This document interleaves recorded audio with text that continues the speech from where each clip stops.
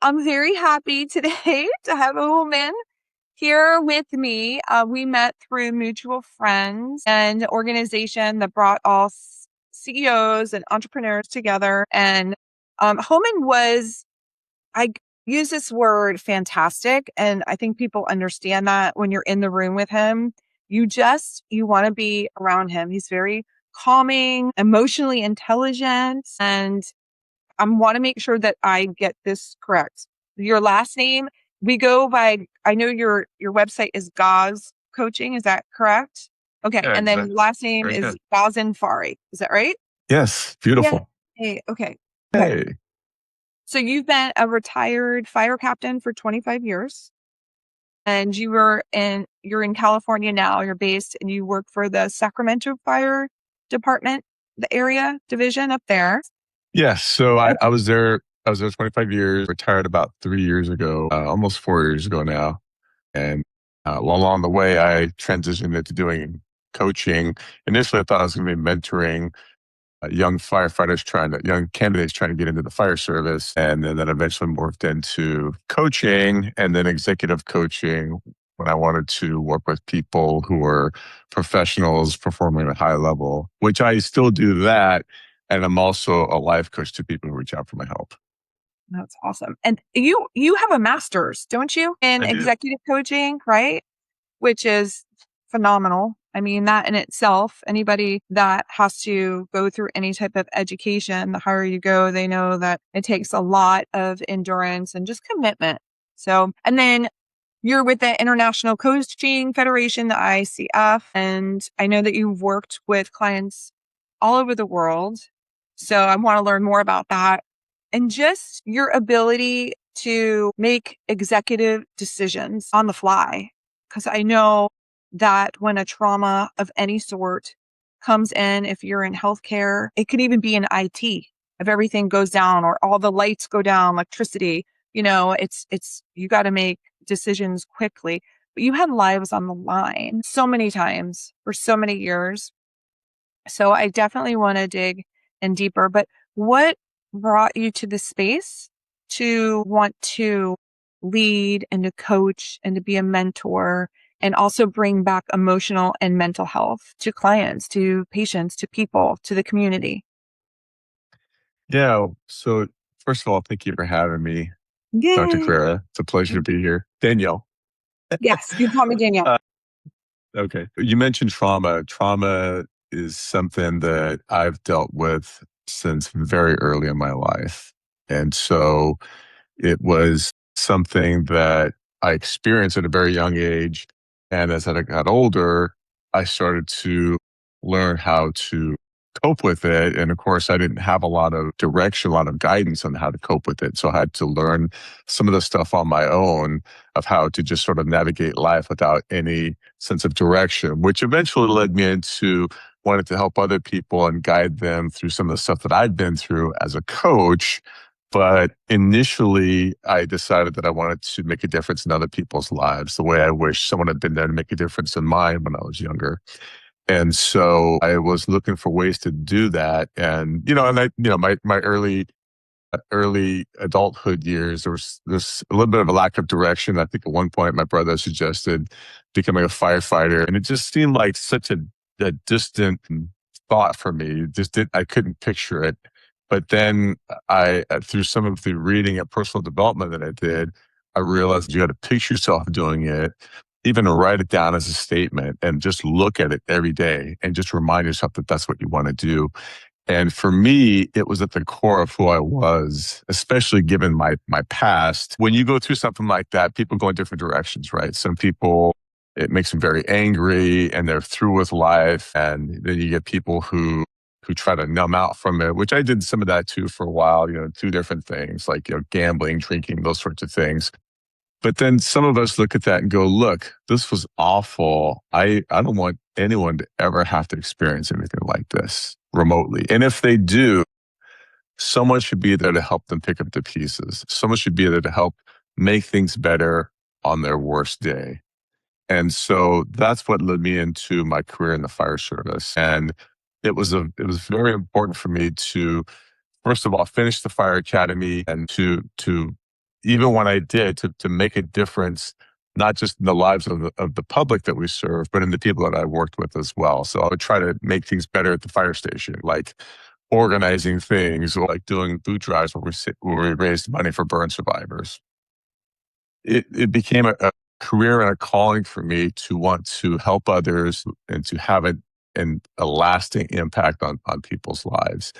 And it was a very rewarding career for me, but I knew that towards the end, I wanted to transition into something else where I could continue to make a difference for people.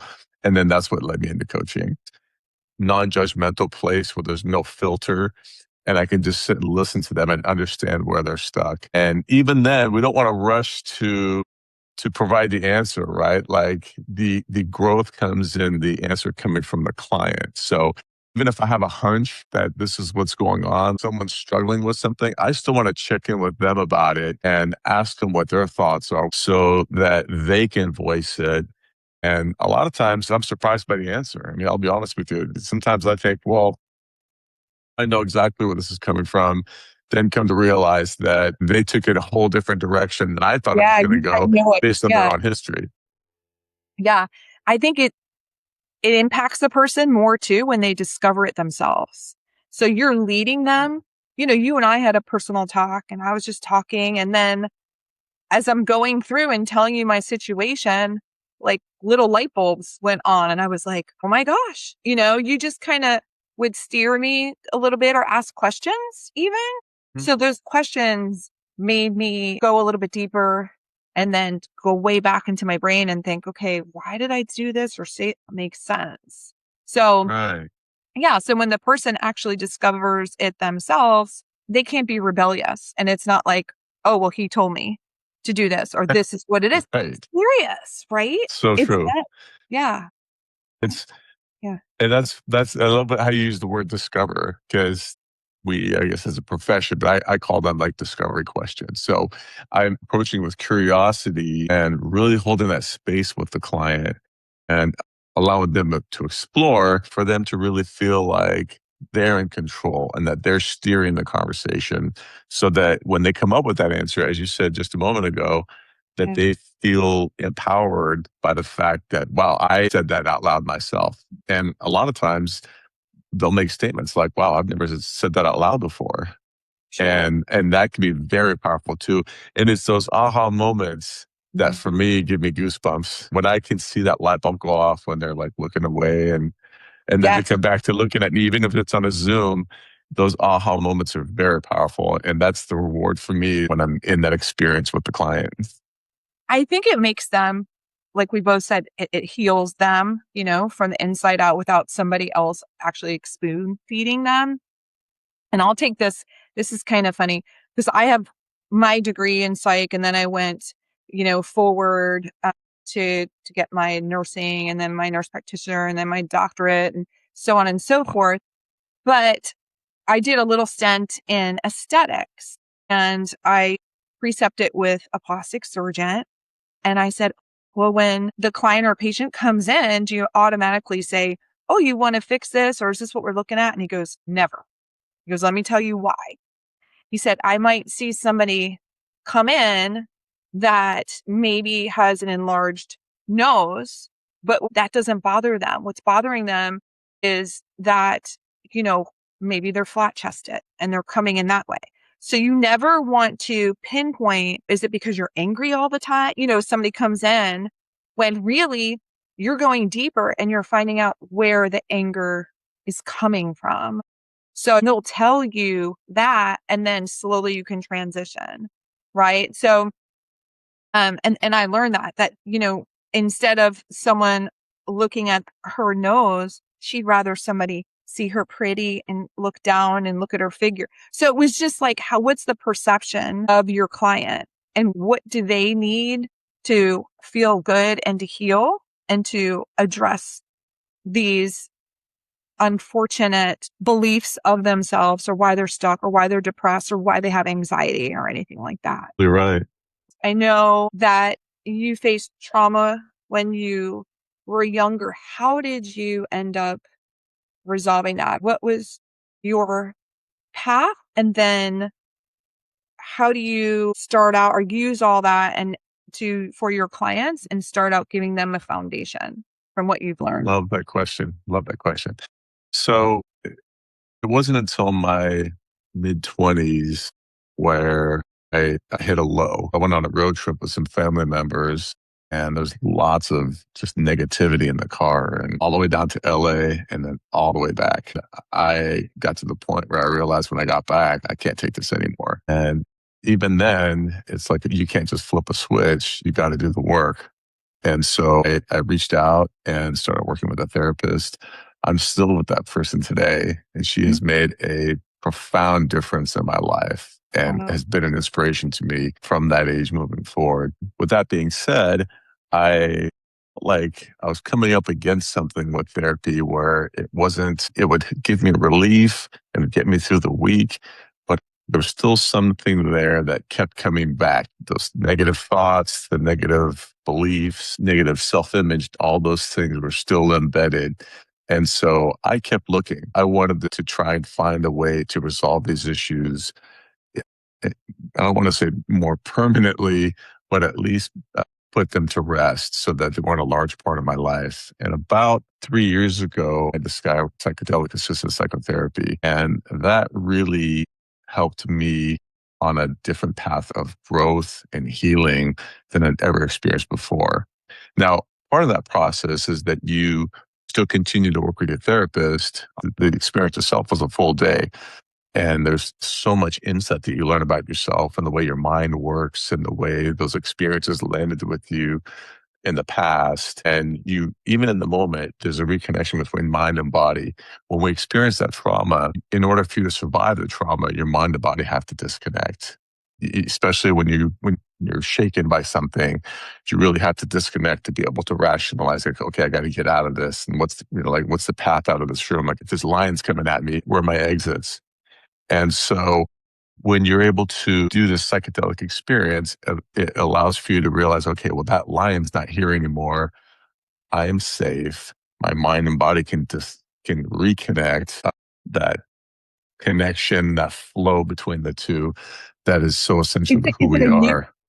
is it kind of when it reconnects, it's like you have now basically gone through it or dissolved it? Because I know you can take the color out of things too, right? So if something is so traumatizing and it's just really fiery and red in your brain and it causes a lot of emotions.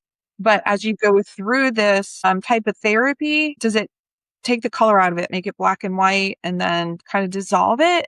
Yeah, what it does is the MDMA shows up at cure centers, and then and I know from looking at the stuff that we've talked about with peptides that Yeah. the peptides work with neuroplasticity as well, and so Yes. that's what the psychedelics do. Is they allow for this neuroplasticity that, as you know, after about the age of 23, 24, the neuroplasticity sort of starts to diminish, and so we don't have that ability to process things, and we don't have that adaptability with our brains the way we used to when we were younger.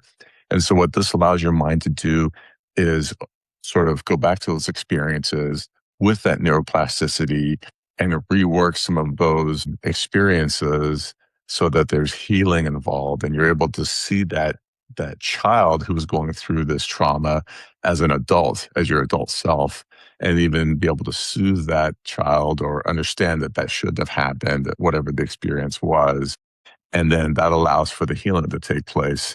And so that's where it's so powerful because it allows you to shut off your fear centers, be fully present in a way you've never been before, and go back to these experiences and heal from them.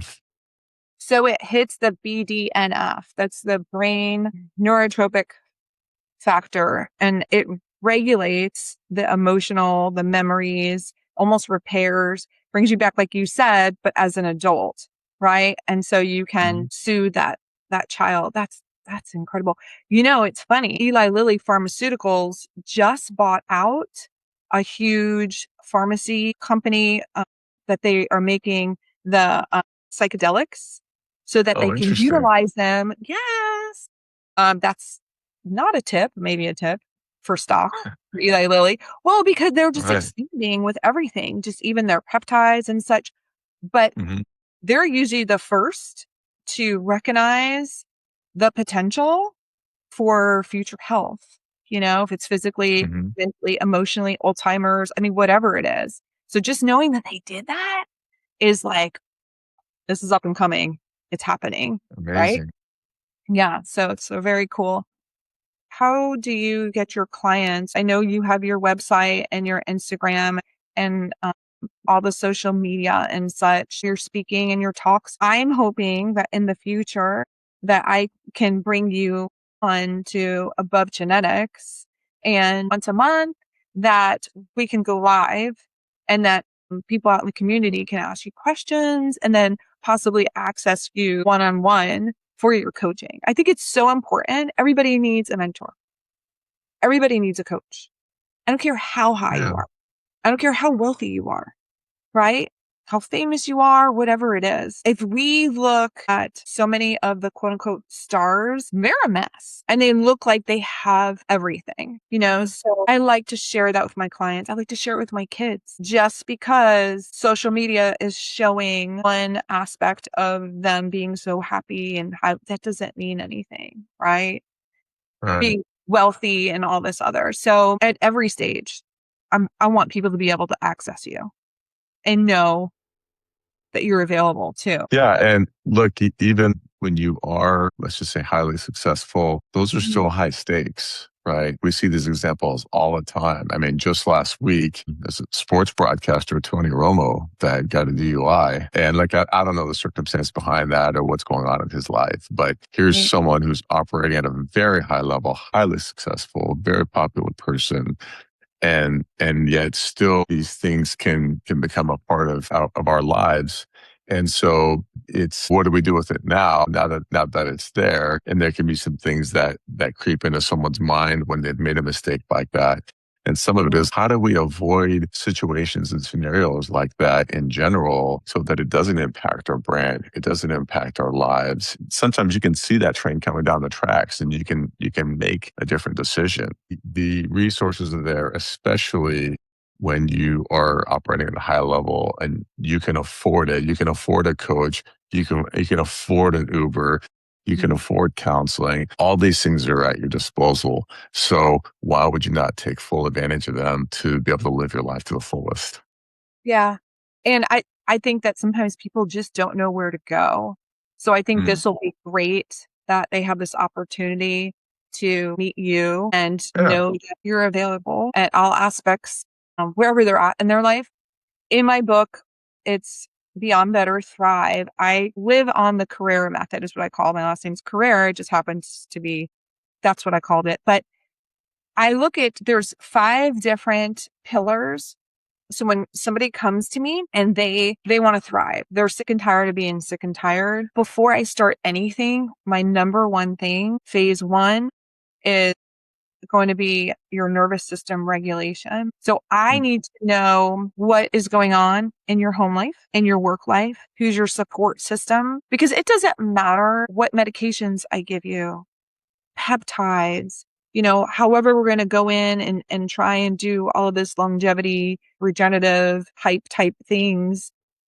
It's not going to work if I'm not able to pull that cortisol, that stress, that fight or flight response off. And I'm sure Hmm. you've seen a lot of that and you've had to be in that fight or flight with that 25 years and being the captain. It's not only just your life. You were in charge of so many of these firefighters and felt a sense of responsibility. How did you deal with that? How did you regulate it? Can you give me some insight how you would be able to turn it on and turn it off? So some of it is the training you do on the front end, right? Like training around, well, preparation for the emergency, for those events. And even when you make a decision, being able to stay with that decision in real time and consider all the possible outcomes. And as part of that, have a mental preparation around, well, what if this outcome occurs? For example, we make a decision that we're going to go inside the building to attack the fire. We pull the hose lines, we get them to the front door, and the decision is to go in. One of the possible outcomes is that the fire could be beyond the stage where we can attack it. without risking lives of firefighters and having no probability of saving anyone that's inside. And so when we get to that stage, or even the structural integrity of the building, you can look at that and say, well, look, this thing looks like it's starting to lean a little bit. So then you have to be able to read that in real time and then understand the momentum of everything around you, or everyone's in this like sort of aggressive mindset that we want to go in and attack the fire. Like we didn't show up here to stand back and watch it burn. But at the same time, like, what are we going to risk and what are we going to gain from that? Risk assessment. So you're doing a quick Risk risk. assessment. Yeah. And Yes. so that's how we would operate on the fire ground. In my personal life, well, actually, I should just say away from work or in my personal life, when you grow up with trauma, and I know there's going to be thousands of your listeners out there who are going to identify with this.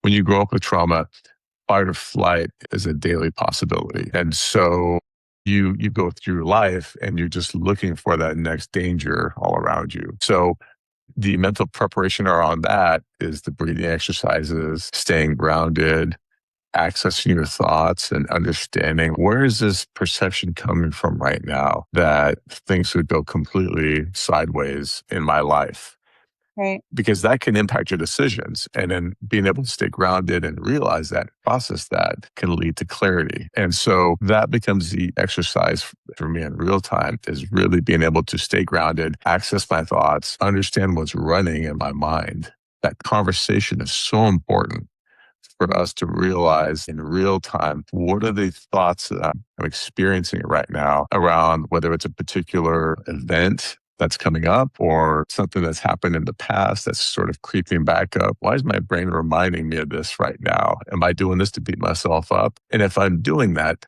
what's the source of that? Do I really want to beat myself up, or did someone remind me of this constantly in my past?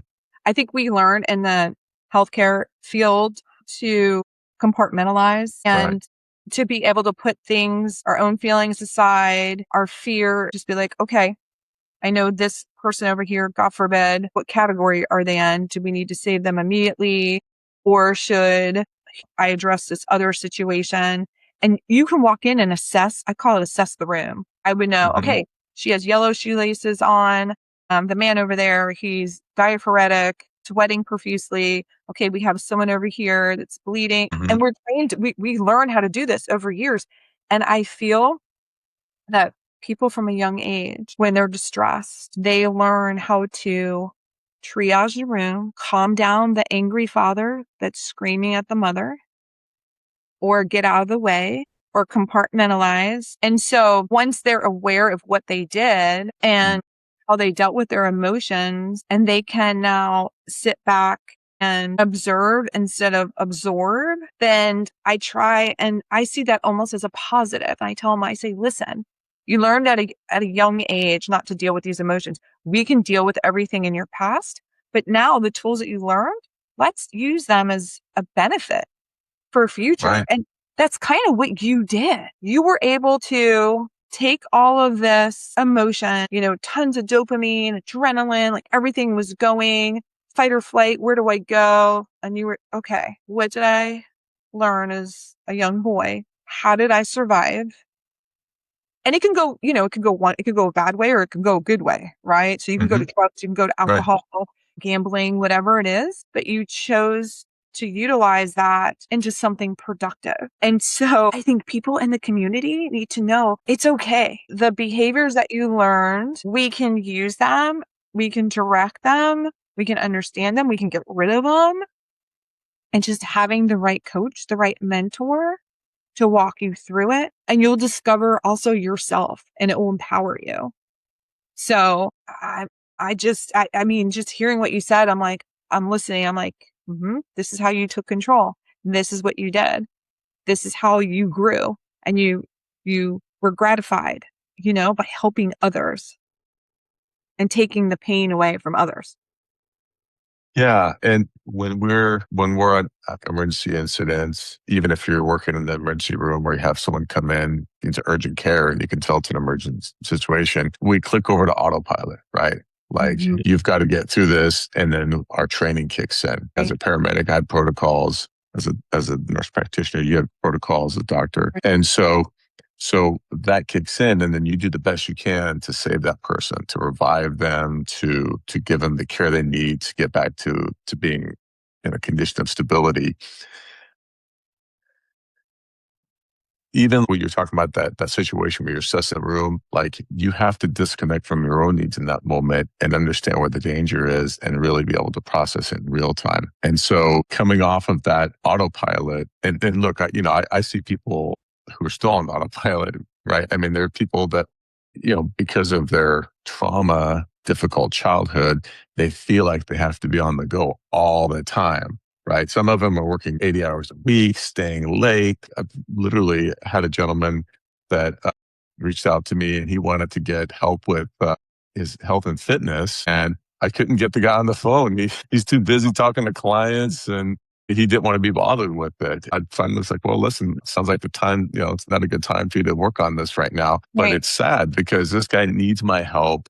He needs to help himself really more to the and figure this out so that he can live a better life and have more longevity and health. But he's so stuck in this pattern of I got to work hard, I got to make a bunch of money, I've got a family to support. And look, you can do all that, but your family also wants you to be healthy. They want you to be around. They don't want you Thank to end up having to take medication and be stuck in this pattern of trying to recover from illness as opposed to proactively living a healthy and fulfilling life. Sure. It's funny because my mom always says to me, "You're always so direct." She goes, "Can't you be sweeter when you give news to people?" And I said, "Mom, listen, I if I'm not so direct with my patients and my clients, they may never hear it from anybody else again." And So true. yeah, I would rather maybe shake them up a little bit, shock them, even hurt their feelings to save their life. I don't apologize for it ever. I had a client and his blood pressure was 200 over 120 and he wasn't overweight. He was on the go all the time. He tried to eat well and it could have been genetic and stress on top of it. Mhm. And I basically told him, and he had children and I said, well, you're either going to end up with a stroke or heart attack. It's just when, and Right. you're accelerating it because of this. And it took 3 or 4 or 5 times that and him kind of being symptomatic for him to put on the brakes and be like, okay, what do I need to do? And his other providers would dismiss him or not walk him through. He's like, well, I have a cough with this type of blood pressure medicine. It's not helping me. So I stopped it. And I said, Mm. okay, your provider should address that. We need to switch it. It makes me feel tired okay, let's talk about that. That's something that's not okay for a term, but in the beginning, while your body is acclimating to this medication. So if it's going to save your life, but you and I both know we could bring people to the pond to drink. We could bring horses to the water, right? But if they don't drink, what are we going to do? It's frustrating, but you got to release them. Somebody has to be ready to be mentored. Somebody has to be ready to be the CEO of their own health. And there's no excuse anymore. We're here. Hi, guys. We're here to help you. So I'm passing the baton and saying, here, help yourself. It's your turn.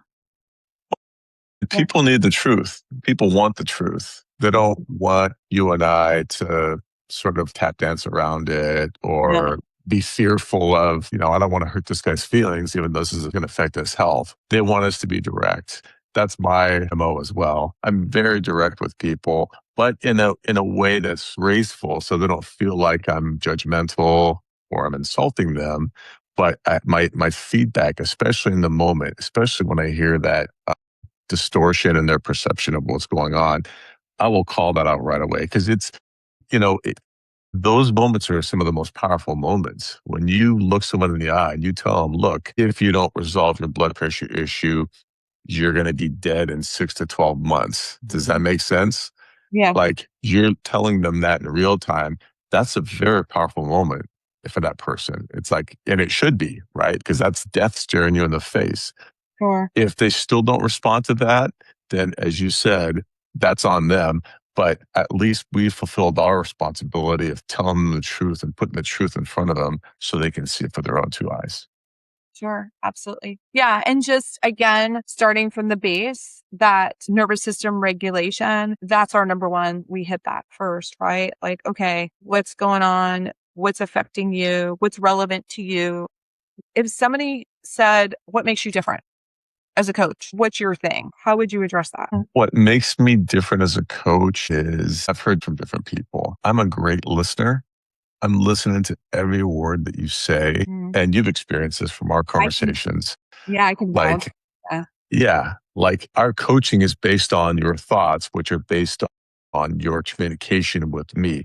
So I'm drawing out the information through the communication so that we can take a look and access your thoughts. And then we process them in real time. It's the combination of being a great listener and being attentive, being analytical, and really having the experience and ability to not just have that cadence that we follow to get you to the results that you want, but also to be able to hold that space for you when the emotions come up. These are very difficult things to do. I'm able to do it because a lot of those things I've been through, right? Someone brings up something difficult, like I can hold that with them. Like there's nothing you're going to tell me that I'm going to say, well, hey, listen, I got to shut the video off for a minute, get a drink of water, or I've got to, let's pick this up next time. I can hold any difficult experience, any trauma that someone's been through, any stress you're going through in real time without any judgment, without any preconceived notions of what needs to happen next. And we're going to work through this together. And so these are very powerful moments that I've been able to experience with clients that I understand makes a huge shift in their lives. Even the other thing that's very unique is the approach with the psychedelics, because that puts your life on a whole different trajectory. And they call it 15 years of therapy in one day. So when you're able to do this experience, immediately it creates a shift. Yeah. So what I'm understanding is that it kind of reignites and redirects your synapses Mhm. to your mindset can shift. And what would take months or years to get to that traumatic event or to process things happens far more quickly. So, uh, I can give you an example. yeah, So, yeah. like, even from a business standpoint, I was struggling with how much I was going to charge people for coaching. I recently did a ketamine session, which is a little bit shorter duration than if you do a full blown psychedelics assisted psychotherapy session. Why is it so hard for me to charge people more? And there's two things that came up. One was this unhealthy relationship with money based on the trauma that I had surrounding money growing up and how money was taken from me even when I earned it. And then it was also withheld from me when I needed it to be able to function and do the things that I needed to do. The other thing that came up was, and then I actually chuckled when I came across this one. I realized that most of my life I've had to roll up my sleeves and work extremely hard, like physical labor to earn money. Right. And what I realized is when I'm doing coaching, I'm using my mind. And so in my brain, it didn't have quite the value that hard labor did. It was Right. like, look, you're just sitting there talking to someone. How Yeah, does this have any value? you have all these Right. years of experience and that, Well, yeah, to yeah, and value. you realize the impact you're having on people's lives, and you start to realize that the value is that this person's life is on a whole different trajectory just Mhm. because they met you. And Right. that's the realization I came to is, and maybe that's the ultimate answer to your question earlier. What makes me different is when people meet me, when I'm a part of their lives, their life goes on a whole different trajectory. Bam. You need to put that up on your website. You do. I love it. With my people are like, okay, what's your slogan? Carrera Telehealth and Wellness. We move with you. I move with you, no matter where you're at. If you're, Like, I don't want to sound like a narcissist, but at the same no, time, it's the truth. Like when I look at like, I'll give you an example. I met a guy, he's my personal 3, 4 months ago, we started working together. Through the work that we did, conversations that we had during the training, but then also outside of that, his life is going on a whole different path now. And that was just a chance meeting because I had to switch trainers. I look at that and go, wow. I remember talking to my mentor and I was, where do I find everybody that can help? right, And his response back to me was, well, where can they find you? yeah, So that's my charge with doing interviews like this is like, look, I'm here to help. when you work with me, I am going to make a difference. I'm not going to sit there across from you and, stare at you and go, oh, well, how does that make you feel? And, well, Yeah. listen, we'll pick it up again next week. We are going to make a difference. We are going to make an impact on your life. Your life is going to go in a whole different trajectory. I guarantee it will. I That's guarantee. I can't wait. I'm gonna hold you to it. I wanna see it on your website. I want it flashed in on everything because it's important. And you now know your worth. I tell people that all the time. And it doesn't even have to be a financial thing. It's know your worth. Know your worth in that relationship. Know your worth when, you walk into a room and it's a brand new class you're walking into. You don't have to sit in the back corner. No. It's okay to go in and to talk. You belong in every room. Love that. That's Yeah, so true. that's what I'm trying to empower people because it's scary. It's scary. And, you and I talk about health. You can't have wealth without health. But Mhm. the thing is, it's very hard for someone to get to the gym, right? The heaviest weight in the gym is the Mhm. front door, is what I say. Mhm. So, right? So, I like that. yeah, so it's hard to go to the gym, right? It's also Yeah. hard to be fat. Choose your Right. hard. It's hard to be Right. lonely. It's hard to make friends. Choose your hard. And then it's just hard to change. But it's also hard to be stagnant and sit in this junk that you've been in for years. So choose your hard. The one that may be a little bit more difficult for you to get out of your comfort zone, that's going to give you the most fulfillment. And it's like anything Mhm. else. Once you start doing it, you get momentum and you realize this is okay. And you and I have talked about this. Our friends, our family, at first, they don't know what to do with you because you've always been in this mold or this person. If you were the chunky sister that's always funny, Mhm. all of a sudden you're thin and you're lean and you're fat and you have a say in stuff. People are like, whoa, wait a minute. That's not Right. and like, what's going on? That we feel uncomfortable because Right. you're not the chunky sister anymore. Right. It transforms everything. You make a difference, which is so cool when you say that. I don't want to just get you well. I want to get you to thrive.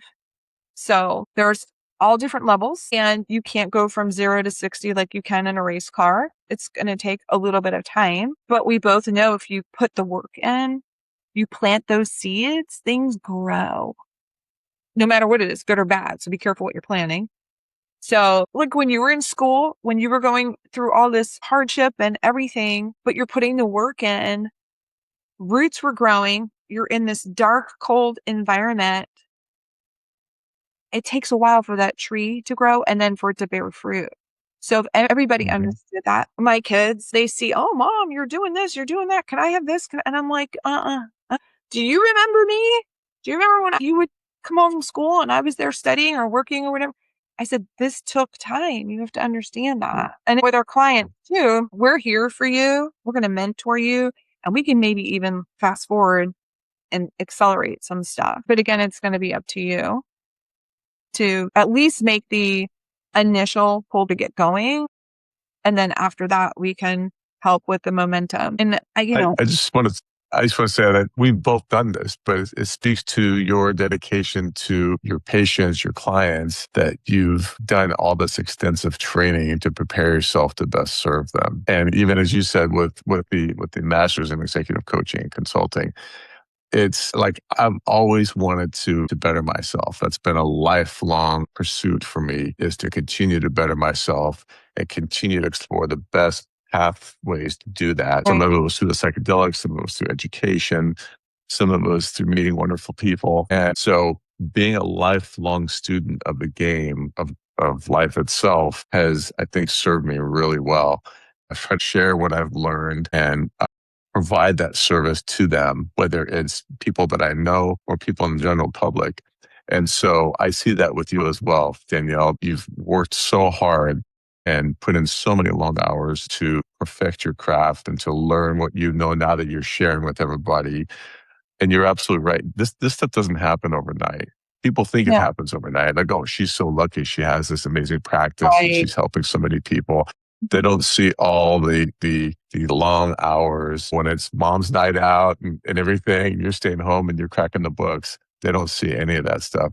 They just see you with the way you are today and all the stuff you've accomplished. And they say to themselves, oh, well, she's lucky or she had some sort of preferred path and that wasn't available to me. And that's just not true. Do you think, because I've seen this, people that didn't grow up with a silver spoon in their mouth tend to be the ones that are working harder and thriving because they not having any food when growing up. And if you listen to stories of some of the most successful people, Tony Robbins, like you go through, look at our vice president, So to me, listen to their stories and look what they've accomplished. And it's like, Well, immigrants compared to people who are born here, when you're born here, you take it for granted that yes, capitalistic society, these opportunities are always available to me. I can wait and I'll take advantage of it when I want to.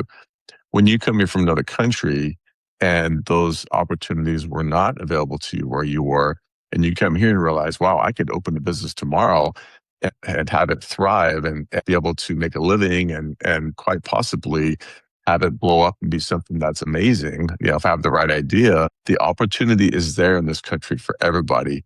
But the people who are hungry are the people who come from another country where those opportunities don't exist. And they're the ones who fully embrace and take advantage of those opportunities in a way that, and I'm not saying everybody, but a majority of the people that were born here just sort of take for granted on some level. yeah, absolutely, 100%.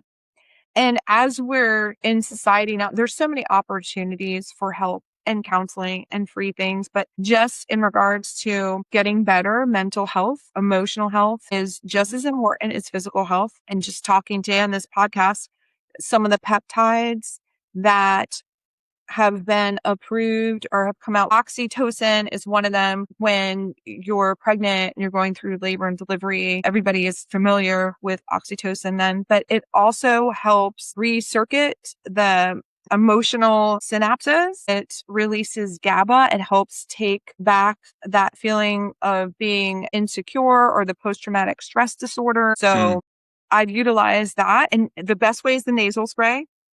Mm-hmm. It gets in the mucosa, the membranes. It's very accessible. So that's some things clients, patients can try out before they take these pharma medication. Now, you always want to be evaluated by a specialist, a medical provider that is a specialist to decide what would be best for you. But if it's things that you've just been dealing with or I don't know, if you're retired military and you just have some of the post-traumatic stress disorder, or if it's hard for you to get up and speak in front of people, in front of a large congregation, these are little things that you can utilize through peptides and they're natural. There's Selenk, which is another one. You can use the nasal spray and that has a calming effect. And then there's CMAX. So these had just the CMAX just got approved. They just did this before the board, the FDA, last week. These were the 6 that were approved and are going forward that a licensed medical provider can prescribe. It's regulated from a compounding pharmacy. So these are other options for people too, just to help them get over the hump or to understand. It's welcomed. You're not labeled, I guess is what I'm trying to say. You're not looked down upon if you're taking this or on this or doing this. This is your normal body. This is Yeah. saying, okay, let's pull in some of the dopamine that we need to bring back up. Let's bring down the cortisol, it works very well in the body. Again, always make sure you get evaluated first by a licensed medical provider to understand, and then you can go from there. I wanted to ask you about that. Because my understanding based on the stuff that you sent me that I was looking at is that a lot of these are sort of short duration for 2 or 3 hours, kind of as a pick me up. What are some of the applications where you guys recommend it the most for your patients? For a speaking engagement or an important meeting or Sure. just feeling down? So all of those. So I have people that before they're going to go to work, they're very anxious. If people have to do a presentation just every day, just getting out of their house, it could be some traumatic event. A family member died, they just can't get past that initial depressed state or anxious state, or if they feel like they can't concentrate.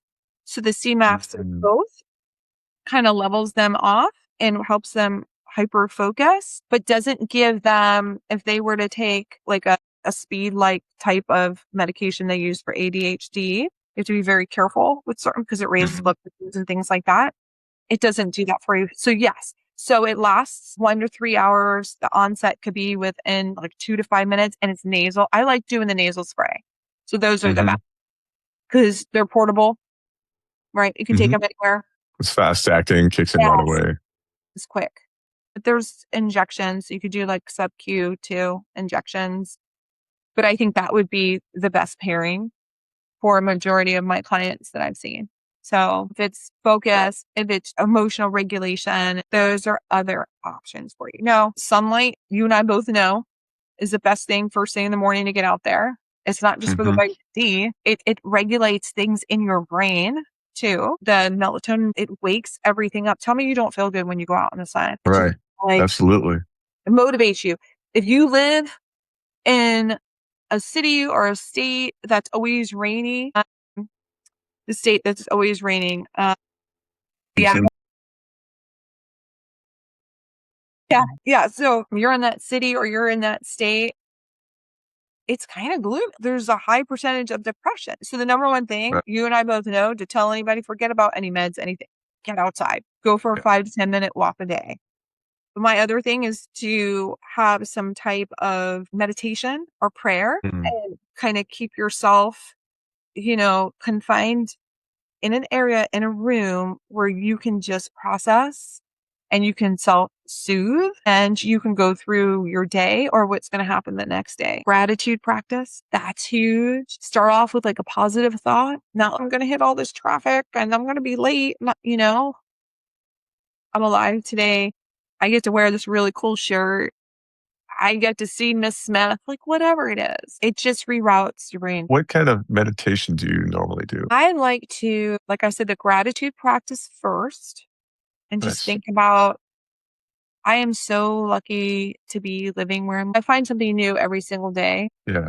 I like to find something I can read a couple pages of that will give me insight, something new. So I'm very much, even when I'm down, I still have to be stimulated a little bit. I know that sounds funny. Yeah. It gives me I, time to, yeah, I, yeah, if I could say a few things about meditation. So oftentimes our mind goes to one or two places, either into the past or into the future. And it's so hard for us to shed both of those and just stay in the present moment. right. Right. And so when we find our mind jumping to the future or the past, it's like, well, what's the one thing physically that you and I are doing right now? So Yeah. we're breathing. So when we can come back to that breath in those moments, and by the way, 80% of all CEOs do some form of meditation to get clarity. So Really? it gives them that sense of groundedness before they make a big decision. I even do like what I call micro meditations, where you might just take a few breaths before you go into that big meeting, before you get on that podcast, uh, before you leave for work, before you come home from work, before you hop out of the car in the driveway to go inside the house to the family. Just take a few deep breaths and you just get grounded, come back into the present moment. And they've also done studies with the military where they found that combat units perform better after having some training on meditation because it allowed them to be that much more present in the moment and make decisions with clarity, shoot first, ask questions later kind of thing. Yeah. And it's such an important exercise to be able to come back to the breath and realize that, okay, in this present moment, I may be thinking about that project that's due on Friday, but in this present moment, if I can just come back to the breath. Yeah, you're almost taking your power back Yeah. because so many of those things, those decisions, those fears, they drain you. And this, you can bring everything back in. What's important, focus on your breathing. I always take like 20 minutes at some part in the like midday. Mhm. And sometimes I can even get myself to like close my eyes. But I think always being in that hustle mode since I'm young for survival, that you don't feel worthy or that you have the position to be able to take a break. It's either people are depending on you or you have a lot to get done and want to make sure that your leadership doesn't fall short in setting the example, but I have to set the example myself to make sure not to get stressed and to regulate all that. And this is what's really funny, Hooman. I can remember, and I'm sure you do because it wasn't so long ago, people would go for a smoke break. Mm-hmm. And no matter who you were, you could be the cleaning person or the CEO, it was acceptable, no matter what time of day or what was going on. And they even in corporations gave you 15-minute smoke breaks. So why aren't we incorporating 15-minute meditation breaks? I think I might put that in my company now. It's mandatory. You take a 15-minute break after so much time, a couple times a day. So thank you for that. Of course. Yeah, that made me very emotionally aware. And look, you triggered some different ideas and, potential benefits, not just for myself, but for my colleagues, my friends, my employees, so on and so forth. So they're going to thank you. They're listening to this right now. They're going to be like, 2 thumbs up. Awesome. So I appreciate you. I want to make sure people know how to contact you. You're going to be on the abovegeneticsvip.com website. So you guys can get a hold of Hooman there. He also has his Gaz coaching and it's just .com, right? So it's www.gazcoaching.com. So you can go there. I'm looking forward to working with you in the future. Yes. So, yeah. And in closing, I always tell my clients, my friends, and when I talk, you have to find your 1+1 in relationships. So if it's your significant other, if it's whoever your partner is at work, if it's your workout coach, you guys have to mesh. You want 1+1 not just to equal 2, you want it to equal 11. And I think that's very important when you mesh with someone, it just accelerates you tenfold. So, Hooman, thank you. I'm so appreciative you came on today. And what's your takeaway as we close out? It was such a pleasure to be with you. I always enjoy the conversations that we have. And I think some of the things that I'm taking away from this, I having to thinking about my own experiences and even some of the synergy with our work ethic and our past experiences and how they fuel who we are today and our desire to help people and to make a difference in our lives. That's a shared vision that you and I have, and a lot of other, like Dr. Sinakropi and other people have as well. We have this mission to get out there and meet people and make a difference, make an impact. I'm very excited about the opportunity to work with you guys, excited about the opportunity to just reach more people and have an impact on more lives. And that's, as I see it, that's my mission. That's my charge moving forward. Yeah, we love what we do. And I think that it shows. I agree. So it's almost not like work for us, It's right. It's so true. Yeah. So looking forward to moving forward with you, and everybody know that your DNA is not your destiny. Your daily decisions are. So thank you. And my pleasure. Yeah, you can, again, Hooman, you can reach out to him at gazcoaching.com, or we're here, of course, at abovegeneticsvip.com. And if you want to learn more about peptides or education or just contacting us, you can go to those 2 websites. Talk to you guys soon. Thank you. Thanks. I'm so glad you were here. Thank you. Thank you.